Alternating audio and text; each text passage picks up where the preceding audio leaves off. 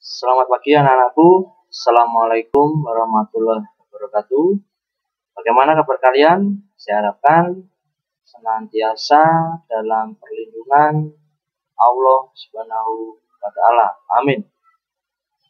Karena kita saat ini juga sedang menghadapi pandemi COVID-19. Jadi saya harapkan untuk kalian senantiasa menjaga kebersihan diri, menjaga kesehatan baik di lingkungan keluarga ataupun juga di lingkungan masyarakat. Karena harapan kita semua agar pandemi COVID-19 ini segera berakhir dan kita dapat beraktivitas seperti sedia kala. Amin. Untuk sekedar mengingat bahwa apa yang sudah kita pelajari di pertemuan sebelumnya, itu yang pertama adalah materi yang kita pelajari adalah syarat bagaimana sebuah negara mendapatkan pengakuan dari negara lain.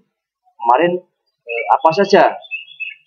Tolong diingat-ingat lagi. Jadi syarat untuk sebuah negara mendapatkan pengakuan antara lain memiliki wilayah, memiliki pemimpin, kemudian juga berbagai lembaga negara antara lain eksekutif, yudikatif maupun legislatif, dan juga tidak kalah penting adalah mendapatkan pengakuan dari dunia internasional itu sendiri. Itu adalah syarat sebuah negara mendapatkan pengakuan dari negara lain. Kemudian yang kedua materinya adalah pengakuan kemerdekaan Indonesia dari dunia internasional. Itu antara lain ada pengakuan dari Mesir, itu adalah negara Arab pertama yang mengakui akan kemerdekaan Indonesia. Kemudian pengakuan India, yang kemarin saya juga mengatakan bagaimana hubungan kedekatan antara India dan Indonesia ketika India dilanda kelaparan, kemudian di Indonesia sendiri yang sedang menghadapi agresi militer ataupun ketika menghadapi ancaman serangan dari Belanda, karena pada waktu itu Belanda belum mengakui kemerdekaan Indonesia, akan tetapi Indonesia membantu berupa 500 ton beras kepada India. Itu yang menjadi salah satu hubungan kedekatan antara Indonesia dengan India. Kemudian yang ketiga adalah pengakuan dari Australia. Jadi saya kemarin juga sempat mengatakan bagaimana sifat dari negara Australia yang boleh dikatakan ya cukup menarik. Bagaimana? Karena di awal-awal kemerdekaan Indonesia, Australia itu mendukung sepenuhnya, mendukung penuh, bahkan di berbagai sidang ataupun konferensi internasional, Indonesia menunjuk Australia sebagai wakilnya. Akan tetapi ketika kita mengingat-ingat lagi peristiwa lepasnya Timur Timur yang sekarang menjadi negara Timor Leste, itu juga ternyata ada ulah dari negara tangga kita, yaitu adalah Australia. Jadi itu yang kita pelajari di pertemuan sebelumnya atau di minggu lalu. Kemudian untuk pertemuan kita di minggu ini, yang pertama kita mempelajari adalah peran diplomat Indonesia dalam memperjuangkan kemerdekaan Indonesia. Jadi kalau kita paham bahwa perjuangan kemerdekaan Indonesia itu bukan hanya melalui medan pertempuran, tapi juga medan diplomasi atau perundingan. Salah satu contoh dari tokoh-tokoh yang berjuang dalam medan diplomasi itu antara lain adalah Sultan Syahrir, kemudian Agus Salim, kemudian L.N. Palar, dan yang keempat adalah Sumitro Joyo Hadikusumo. Yang pertama adalah Sultan Syahrir. Jadi apa peran Sultan Syahrir dalam memperjuangkan kemerdekaan Indonesia? Yang pertama adalah menghadiri Inter-Asia Relation di New Delhi, India. Dan apa yang dilakukan oleh Sultan Syahrir itu adalah meyakinkan kepada negara-negara Asia agar mendukung sepenuhnya kemerdekaan Indonesia.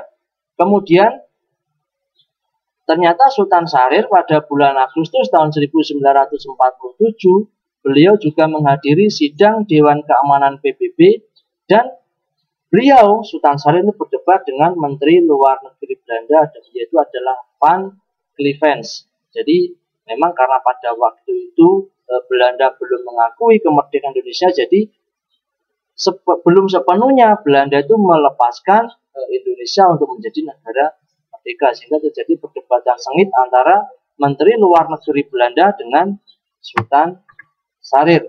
Kemudian yang kedua adalah Agus Salim.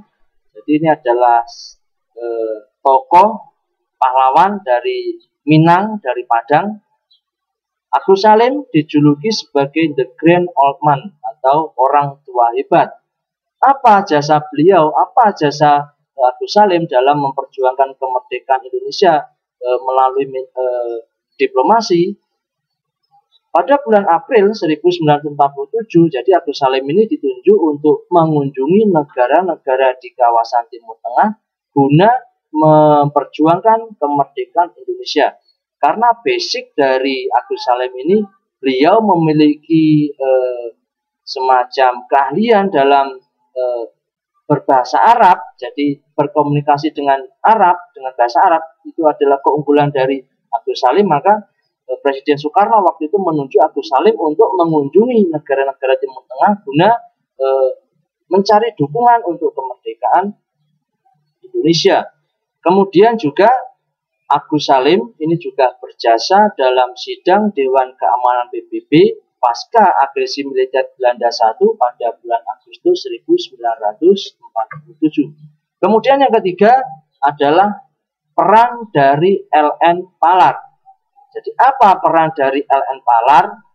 Jadi peran beliau adalah mendirikan pemerintah darurat di New Delhi yang ditunjuk sebagai juru bicara dalam sidang Dewan Keamanan PBB. Jadi yang menarik di sini adalah ketika agresi militer atau pasca agresi militer Belanda II, ketika Presiden kita Soekarno, wakil Presiden kita Muhammad Hatta itu ditangkap, dan ibu kota negara kita waktu itu Yogyakarta jatuh ke tangan Belanda, ternyata Presiden Soekarno tidak tinggal diam.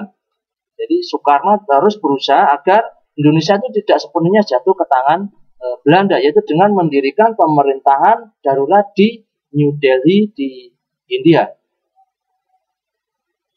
Kemudian peran penting LN Palar dalam mendapatkan pengakuan dunia internasional adalah dalam sidang Dewan Keamanan PBB adalah pidato LN Palar dalam menceritakan bagaimana kondisi Indonesia pasca agresi militer Belanda I. Jadi yang menarik di sini adalah ketika sebelum agresi militer Belanda II, itu seakan-akan dunia internasional itu seakan-akan acuh tak acuh dengan kejadian atau peristiwa sesungguhnya yang ada di Indonesia. Kemudian pasca pidato yang disampaikan oleh LN Palar, kemudian beliau menyampaikan secara sesungguhnya, kondisi sesungguhnya di Indonesia setelah agresi militer Belanda II ini kemudian membuat dunia internasional beralih yang sebelumnya mendukung Belanda kemudian bersimpati terhadap Indonesia. Tadi adalah peran dari LN Palar. Kemudian yang keempat itu adalah Sumitro Joyo Hadikusumo. Jadi yang menarik ini adalah ketika kalian tahu siapa Sumitro Joyo Hadikusumo. Sumitro Joyo Hadikusumo itu adalah ayah atau bapak dari Jenderal Prabowo Subianto. Jadi ketika kalian tidak asing dengan nama Prabowo Subianto, itu ternyata Prabowo Subianto adalah anak dari Sumitro Joyo Hadikusumo. Jadi bukan tanpa alasan kenapa Prabowo itu kemudian seakan-akan menjadi orang yang penting di Indonesia, karena memang dari keturunannya ternyata Prabowo juga ayahnya dulu adalah orang yang penting juga di negara Indonesia kita ini. Jadi peran Sumitro Joyo Hadikusumo adalah menghadiri sidang Dewan Keamanan PBB di Lake Success di Amerika Serikat.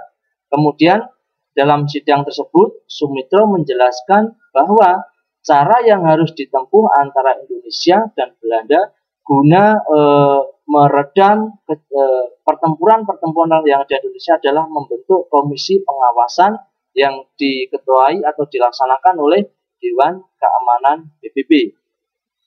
Kemudian Sumitro ini mendesak agar Dewan Keamanan PBB untuk menyetujui usul dari Australia agar Belanda menarik pasukannya dari Indonesia. Jadi itu tadi beberapa peran tokoh penting yang berjasa berjuang dalam memperjuangkan kedaulatan, memperjuangkan kemerdekaan Indonesia melalui meja diplomasi. Jadi tadi antara lain ada Haji Agus Salim, kemudian ada Sultan Syahrir, kemudian ada L.N. Palar, dan yang keempat ada Sumitro Joyo Hadikusumo. Kemudian untuk materi kita selanjutnya kita akan mempelajari yaitu adalah peran PBB dalam memperjuangkan kedaulatan Indonesia. Peran PBB antara lain yang pertama adalah melalui Komisi 3 Negara, dan yang kedua peran PBB melalui UNCI. Itu yang pertama, peran PBB melalui Komisi 3 Negara atau KTN. Tepatnya pada tanggal 1 Agustus 1947, PBB membentuk yang namanya adalah Committee of Good Office atau yang lebih dikenal dengan KTN atau Komisi 3 Negara. KTN ini dibentuk sebagai akibat dari adanya agresi militer Belanda I. Kemudian jasa dari KTN ini adalah berhasil mengantarkan Indonesia dan Belanda ke meja perundingan, yaitu adalah perundingan Renville yang dilaksanakan di atas kapal perang Amerika, yaitu USS Renville. Kemudian anggota dari Komisi 3 Negara antara lain adalah Australia, itu adalah sebagai wakil Indonesia, itu diwakili oleh Richard Kirby. Kemudian yang kedua, Belgia itu sebagai wakil dari Belanda, diwakili oleh Paul van Zielen, dan Amerika Serikat itu sebagai pihak netral yang diwakili oleh Frank Graham. Selanjutnya, selain tadi peran PBB melalui KTN, selanjutnya adalah peran PBB melalui UNCI. UNCI atau United Nations Commission for Indonesia dibentuk sebagai akibat dari agresi militer Belanda II. Jadi untuk tadi peran PBB melalui KTN tadi dibentuk setelah atau pasca dari agresi militer Belanda I. Kalau setelah atau pasca agresi militer Belanda II itu dibentuk yang namanya adalah UNCI atau United Nations Commission for Indonesia. Tepatnya pada tanggal 28 Januari 1949. Kemudian untuk anggota dari UNCI ini sebenarnya hampir sama dengan KTN atau Komisi 3 Negara karena hanya diwakili oleh 3, yaitu yang pertama adalah Australia itu sebagai wakil dari Indonesia yang diwakili oleh Gridley, kemudian Belgia itu sebagai wakil dari Belanda yang diwakili oleh Hermans, kemudian Amerika Serikat sebagai pihak netral yang diwakili oleh Merle Cochrane. Kemudian tugas dari UNCI antara lain yang pertama adalah membantu melancarkan jalannya perundingan. Kemudian yang kedua, mengurus pengembalian kekuasaan pemerintah Indonesia dari Belanda. Kemudian yang ketiga, mengamati jejak pendapat atau plebiscit. Kemudian selanjutnya, mengajukan usulan dan saran-saran yang dapat membantu tercapainya kesepakatan antara Indonesia dan juga Belanda. Kemudian hasil dari UNCI ini adalah berhasil membawa Indonesia dan juga Belanda ke meja perundingan, yaitu adalah perundingan Rom-Royen. Kemudian UNCI juga bertugas membantu memperlancar perundingan-perundingan untuk mengurus pengembalian kekuasaan pemerintah Republik Indonesia dan menyelesaikan pertikaian antara Republik Indonesia dengan Belanda. Kemudian selanjutnya adalah KMB dan sikap Belanda terhadap kemerdekaan Indonesia. Kalau kita ingat-ingat betul apa itu KMB, jadi KMB itu adalah konferensi meja bundar itu adalah titik puncak dari perjuangan bangsa Indonesia untuk mendapatkan pengakuan kemerdekaan dari Belanda. Jadi adalah KMB itu adalah puncak dari perjuangan bangsa Indonesia untuk mendapatkan pengakuan dari Belanda. Tapi sebelum kita atau bangsa Indonesia menghadapi atau menghadiri dari sidang KMB, terlebih dahulu Indonesia atau khususnya adalah tokoh-tokoh dari Indonesia itu mengadakan yang namanya adalah Konferensi Inter-Indonesia atau KII yang dilaksanakan pada tanggal 19 Juli hingga 2 Agustus, di mana Konferensi Inter-Indonesia ini dilaksanakan dengan tujuan adalah menyatukan suara, menyatukan dukungan bahwa sepenuhnya Indonesia adalah negara republik, negara kesatuan, dan menolak dari usulan Belanda agar dibentuknya negara serikat atau negara boneka. Di mana ketika negara kita dibentuk negara boneka atau negara serikat, nanti menguntungkan Belanda untuk kembali lagi mengadu domba agar bangsa kita dapat dikuasai oleh Belanda. Jadi tujuan dari diadakannya Konferensi Inter-Indonesia itu adalah sepenuhnya menolak negara boneka dan sepenuhnya satu suara, satu tujuan adalah dibentuknya negara kesatuan Republik Indonesia. Kemudian untuk KMB sendiri dilaksanakan di Den Haag, Belanda pada tanggal 23 Agustus sampai 2 November 1949. Dalam sidang KMB dibentuk 3 komisi, yaitu adalah Komisi Ketatanegaraan, Komisi Keuangan, dan juga Komisi Militer. Kemudian dalam pelaksanakan KMB, dalam pelaksanaannya KMB itu muncul berbagai permasalahan, yaitu yang pertama adalah persoalan kerjasama antara antara Uni Indonesia atau Belanda. Jadi Uni Indonesia itu tadi adalah negara serikat tadi bentukan Belanda, itu adalah muncul persoalan untuk kerjasama antara Uni Indonesia dengan Belanda.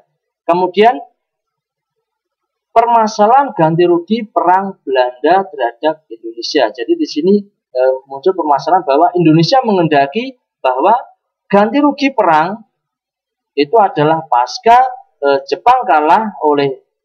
Belanda kalah oleh Jepang tahun 1942 hingga perang kemerdekaan 1945. Tapi Belanda menolak usulan di Indonesia, yaitu adalah sepenuhnya beban perang Belanda dan Indonesia itu sepenuhnya ditanggung oleh Indonesia. Jadi kita menemui berbagai kendala. Jadi kemerdekaan kita itu bukan hal yang tanpa perjuangan, tapi ternyata Belanda yang menyerang kita, tapi kita yang disuruh membayar kerugian Belanda. Ini kan cukup lucu sekali. Jadi mereka yang menyerang kita, mereka mempekerjakan kita dengan tidak manusiawi, kemudian mereka mengeruk sumber daya alam kita, dibawa ke negeri Belanda. Tapi ketika terjadi perang, justru Belanda meminta agar Indonesia itu mengganti rugi segala kerugian yang diakibatkan dari perang antara Indonesia dan juga Belanda. Itu adalah hal yang sangat lucu sekali. Tapi ya mau tidak mau itu adalah harus dilakukan untuk Belanda agar mau mengakui kemerdekaan Indonesia. Jadi negara kita lahir dengan perjuangan, dengan darah, dengan keringat, bukan negara yang kemerdekaannya pemberian dari negara lain, bukan. Tapi Indonesia murni kemerdekaan kita adalah perjuangan dari bangsa Indonesia itu sendiri, dari perjuangan tokoh-tokoh kita sendiri. Kemudian selanjutnya persetujuan KMB Indonesia Belanda atau hasil dari KMB itu adalah Belanda mengakui RIS. Jadi lagi-lagi Belanda itu mengakui kedaulatan kita itu berupa RIS, Republik Indonesia Serikat, bukan NKRI, tapi RIS. Sebagai negara yang merdeka berdaulat selambat-lambatnya tanggal 30 Desember 1949. Kemudian masalah Irian Barat, ini yang cukup menarik sekali. Kenapa kok Irian Barat ini provinsi atau wilayah yang paling akhir sendiri, yang tidak mau dilepaskan oleh Belanda. Kenapa Irian Barat ini kok oleh Belanda kok seakan-akan tidak mau menyerahkan? Itu kalau kita menelisik ke belakang, ada apa di Papua sana? Jadi kalau kita paham betul, ternyata di Papua itu ada gunung emas yang kita kenal dengan perusahaannya itu adalah Freeport. Jadi yang menjadi rebutan antara Belanda dan juga Indonesia. Jadi Belanda sudah tahu bahwa di Papua itu ada kekayaan sumber daya alam yang melimpah, yang sangat kaya sekali, sehingga mereka tidak mau dengan begitu saja untuk melepaskan Papua dari Indonesia. Kemudian antara RIS, Republik Indonesia Serikat, dengan Belanda diadakan hubungan Uni Indonesia Belanda yang dikepalai oleh Raja Belanda. Jadi seakan-akan kalau kita mengamati dari hasil ini, seakan-akan kita belum sepenuhnya merdeka. Karena apa? Kalau kita amati hubungan antara RIS Belanda tapi dikepalai oleh Raja Belanda. Jadi seakan-akan kita masih berada di bawah bayang-bayang Belanda. Kemudian penarikan tentara kerajaan Belanda di Indonesia. Selanjutnya adalah upacara pengakuan kedaulatan Belanda terhadap RIS yang dilakukan pada tanggal 27 Desember 1949. Jadi yang perlu kalian ketahui di sini, pengakuan Belanda itu terhadap Indonesia itu berupa RIS atau Republik Indonesia Serikat yang dilakukan pada tanggal 27 Desember 1949. Jadi setelah itu kita benar-benar lepas dari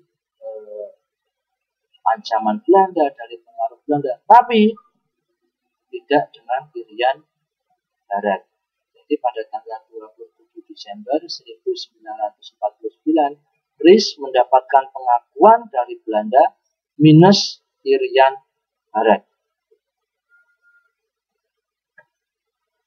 Jadi demikian untuk materi kita hari ini. Jadi kita tadi mempelajari yaitu ada peran di para diplomat Indonesia dalam memperjuangkan kemerdekaan Indonesia. Antara lain tadi ada Agus Salim, ada Sultan Syarif, ada LN Palar, dan juga ada Sumitro Joyo Hadikusumo. Kemudian yang kedua, peran PBB dalam memperjuangkan kemerdekaan Indonesia. Itu peran PBB melalui KTN atau Komisi Tiga Negara, dan juga peran PBB dalam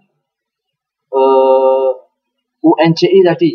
Jadi kalau KTN tadi dibentuk pasca agresi militer Belanda 1, kemudian UNCI tadi dibentuk pasca agresi militer Belanda 2. Jadi demikian untuk pertemuan kita hari ini. Sekali lagi saya ingatkan, kalian sudah kelas 12, tolong untuk belajarnya dimaksimalkan, tinggalkan hal-hal yang tidak mendukung akan kesuksesan kalian, karena usia kalian kelas 12 tinggal beberapa bulan lagi sebelum kalian menghadapi UNBK dan juga menghadapi untuk kalian melanjutkan ke perguruan tinggi negeri. Jadi tinggal hitungan bulan saja, itu nanti sangat cepat sekali. Sekali lagi saya ingatkan untuk belajarnya dimaksimalkan, tinggalkan hal-hal yang tidak mendukung akan kesuksesan kalian. Jadi tidak bosan-bosannya saya pribadi mengingatkan kalian untuk kesuksesan kalian, nantinya juga orang tua kalian yang akan bangga. Demikian untuk hari ini saya akhiri. Selamat pagi. Assalamualaikum warahmatullahi wabarakatuh.